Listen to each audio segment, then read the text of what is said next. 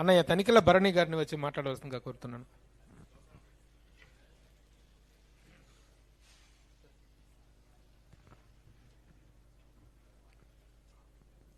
కృష్ణారెడ్డి గారు నా జీవితాన్ని మలుపు తిప్పిన మహానుభావుడు. ఎందుకంటే యమలీల కన్నా ముందు, అంటే నా జీవితం రాసుకునేటట్టయితే యమలీలకు ముందు, యమలీల తర్వాత అని రాసుకోవాలి. ఒకరోజు అప్పటికి ఇంకా నేను చెన్నై నుంచి ఇక్కడికి వచ్చి కొన్నాళ్ళు అయింది. ఫోన్ కూడా లేదు ఇంట్లో. ఎవరో మేనేజర్ వచ్చి చెప్పారు, కృష్ణారెడ్డి గారు చెన్నై నుంచి మీకు కాల్ చేస్తున్నారు, రేపు ఫలానా 8 గంటలకి మీరు ఫోన్ చేస్తే బాగుంటుంది. నేను వెంటనే పక్కకి వెళ్ళి ఫోన్ చేశాను కృష్ణారెడ్డి గారు అప్పటికే చాలా టాప్లో ఉన్నారన్నమాట. అయ్యా నమస్కారం సార్, ఏం లేదండి, మేము నెక్స్ట్ సినిమాలో మీరు ఒక వేషం వెయ్యాలి అని. సార్ అంతకన్నా నా అదృష్టం, ఎప్పుడు చెప్పండి సార్ అంటే ఎప్పుడు డేట్లు ఏవో చెప్పారు. చెప్తే నేను ఒకసారి సైలెంట్ అయిపోయా. ఎందుకంటే పల్నాటి పౌరుషానికి అవే డేట్లు సార్ నేను ఒకసారి వాళ్ళతో మాట్లాడి మళ్ళీ నీకు ఇదే టైంకి రేపు పొద్దున ఫోన్ చేస్తాను సార్ అని వాళ్ళని అడిగా. ఎడిటర్ మోహన్ గారి సినిమా, కృష్ణరాజు గారు వాళ్ళందరూ కాంబినేషన్ అన్నమాట. దాదాపు కంటిన్యూస్గా 15 రోజులు. చాలా అంటే ఇంకా పోయింది, ఈ అద్భుతమైన అవకాశం పోయింది అనే తోటి మర్నాడు ఫోన్ చేసి, డైరెక్టర్ గారు అన్యదా భావించకండి, ఈ డేట్లు ఫలానా వాళ్ళ ఉన్నాయి అంచేత నేను చెప్పలేకపోతున్నా. ఆయన ఉన్న మాట ఏమిటంటే, ఒక పని చేయండి, మీరు హాయిగా చేసుకోండి, మన సాంగ్స్ తీసుకుంటాం.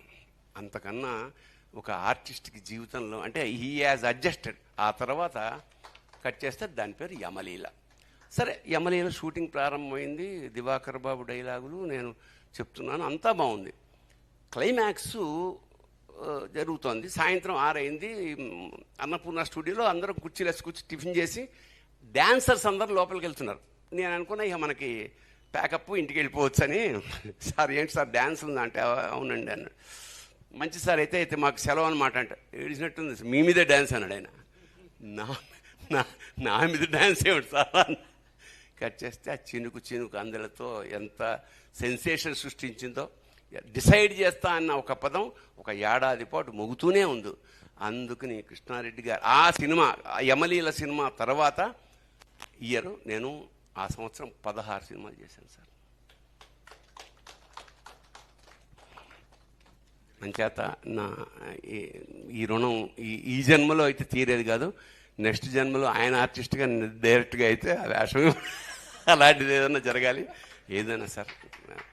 ఇంకోటి ఏంటంటే, కృష్ణారెడ్డి గారి ఆప్యాయత, వాత్సల్యం బ్రేక్ టైంలో అక్కడ మనం చేసే భోజనం ఉంటుందే, ఇంకా బయట నుంచి ఎవరన్నా షూటింగ్ వచ్చేవాళ్ళు కూడా ఏంటంటే ఇది కుండ పెరుగు ఈ గొడవ ఏమిటంటే అంటే ఎవరు వస్తే వాళ్ళకనమాట. అలా ఎంత ఎంజాయ్ చేసామో ఫుడ్ని. ఇంకా ఒక్క అద్భుతమైన వాక్యం ఒక కవి చెప్పాడు, కృష్ణారెడ్డి గారి సినిమాకి వెడితే ఆడపడుచు ఇంటికి వెళ్ళినట్టుంటుంది, ఇంకోళ్ళు దర్శకుడి ఇంటికి వెడితే బావగారి ఇంటికి వెళ్ళినట్టుంటుంది అని. అంతకన్నా అంటే సంస్కారం నిలువెత్తు సంస్కారము, తెలుగుదనానికి పట్టం కట్టిన మహానుభావుడు కృష్ణారెడ్డి గారు, జంట అచ్చిరెడ్డి గారు. వాళ్ళు విడదీయలేని బంధం అన్నమాట.